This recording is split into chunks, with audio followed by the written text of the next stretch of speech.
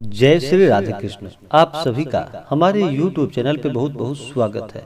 आइए आज सुनते हैं गणगौर व्रत की कथा। इसे गौरी तृतीया या गणगौर तीज के नाम से भी जाना जाता है। सबसे पहले तो आप सभी माताओं बहनों को गणगौर तीज की ढेर सारी शुभकामनाएं।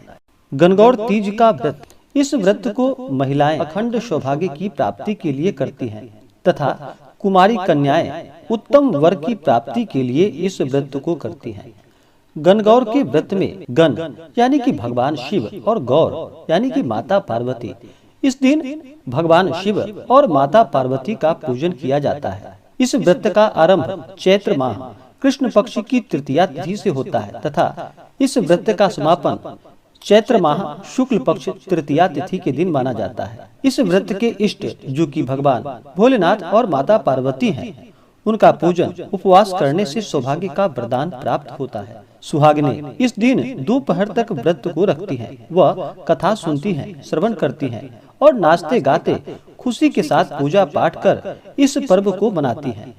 इस पर्व के लिए बहुत से जगहों पर चैत्र कृष्ण पक्ष की एकादशी यानी कि पाप मोचनी एकादशी को प्रातः स्नान आदि कर गीले वस्त्रों में ही रहते हुए घर में किसी पवित्र स्थान पर लकड़ी की टोकरी में जवारे को बोती हैं और एकादशी से लेकर चैत्र शुक्ल तृतीया तक व्रती एक समय भोजन करते हैं।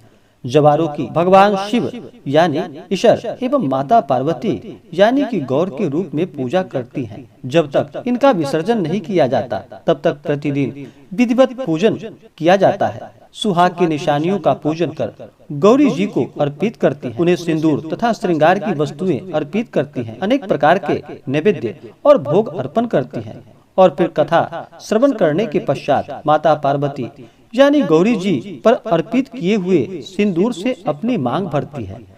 अविवाहित कन्याएं माता गौरी को प्रणाम कर आशीर्वाद प्राप्त करती हैं। चैत्र शुक्ल द्वितीया को किसी पवित्र तीर्थ स्थान या नजदीकी सरोवर में गौरी जी को स्नान करवाया जाता है और तृतीया को उन्हें सजा धजा कर पालने में बैठाकर नाचते गाते शोभा यात्रा निकाला जाता है, पूजन किया जाता है और फिर बहुत से जगहों पर तृतीया तिथि को और बहुत से जगहों पर चतुर्थी तिथि को विसर्जन किया जाता है। इस व्रत को अपने पारिवारिक नियमों के अनुसार ही करना चाहिए और फिर उपवास इसके पश्चात ही छोड़ा जाता है। मान्यता है कि माता गौरी जी की स्थापना जहाँ होती है वह उनका मायका होता है और माता गौरी का जहाँ विसर्जन किया जाता है वह उनका ससुराल होता है। गणगौर के पावन पर्व पर आप सबको माता पार्वती व महादेव की कृपा से सभी प्रकार के सुख और समृद्धि की प्राप्ति हो। माता आप सभी के इच्छाओं को पूर्ण करे।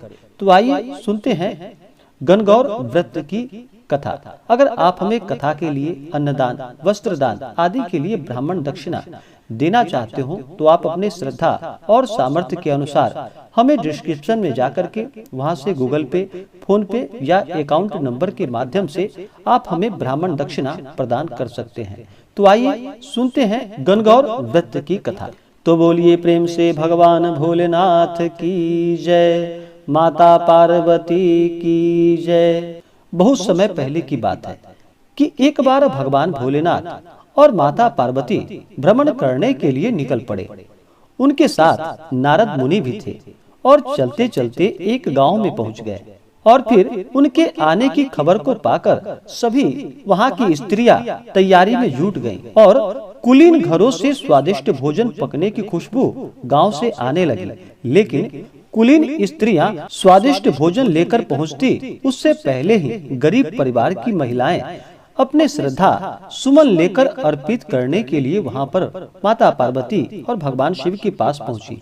माता पार्वती ने उनकी श्रद्धा व भक्ति भाव को देखते हुए सुहाग रस उन पर छिड़क दिया और फिर जब उच्च घरों से स्त्रियां तरह तरह के मिष्ठान और पकवान लेकर पहुंची तो माता के पास उन्हें देने के लिए कुछ भी नहीं बचा था। तब भगवान भोलेनाथ ने माता पार्वती जी से कहा कि अपना सारा आशीर्वाद तो उन गरीब स्त्रियों को ही आपने दिया, अब इन्हें आप क्या देंगे। फिर माता पार्वती ने कहा कि जो भी स्त्रियां सच्ची श्रद्धा के साथ यहाँ पर आई हैं, उस पर ही इस विशेष सुहाग रस की छींटे पड़ेंगे और वह सौभाग्यशालिनी होगी। तब माता पार्वती ने अपने रक्त के छींटे बिखेरे जो उचित पात्रों पर पड़े और वे धन्य हो गए। लोभ, लालच और अपने ऐश्वर्य का प्रदर्शन करने वाली पहुंची हुई महिलाओं को निराश ही लौटना पड़ा। मान्यता है कि यह दिन चैत्र माह शुक्ल पक्ष की तृतीया तिथि थी।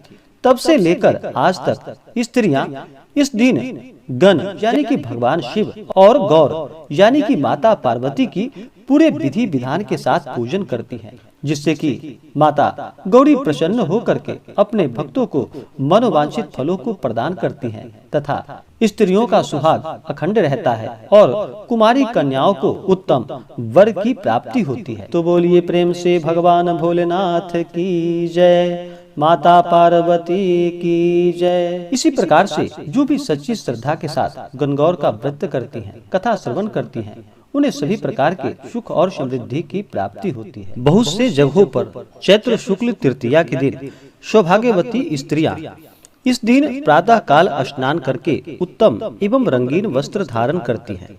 फिर शुद्ध स्थानों में 24 अंगुल की सम चौरस वेदी बनाती है और उस पर केसर, चंदन और कपूर से मंडप बनाकर उसमें सोने या चांदी की मूर्ति को स्थापित करके अनेक प्रकार के फल, पुष्प, दुर्वा और गंधादि से पूजन करती हैं। उसी जगह गौरी, उमा, ललिता, शुभगा, भगमालिनी, मनोन्मा, भवानी, कामदा, भोगवर्धिनी और अंबिका इनको भी गंध और पुष्पादि से पूजित करती हैं और सुशोभित करती हैं। और भोजन में केवल एक बार दूध पीती है रात्रि के समय में। इससे पुत्रादिक और अखंड सुख सौभाग्य की प्राप्ति होती है। यह व्रत सभी जगह अपने अपने परिवार के नियमों के अनुसार ही मनानी चाहिए। किसी भी प्रकार के व्रत में नियम और निष्ठा का पालन करना चाहिए।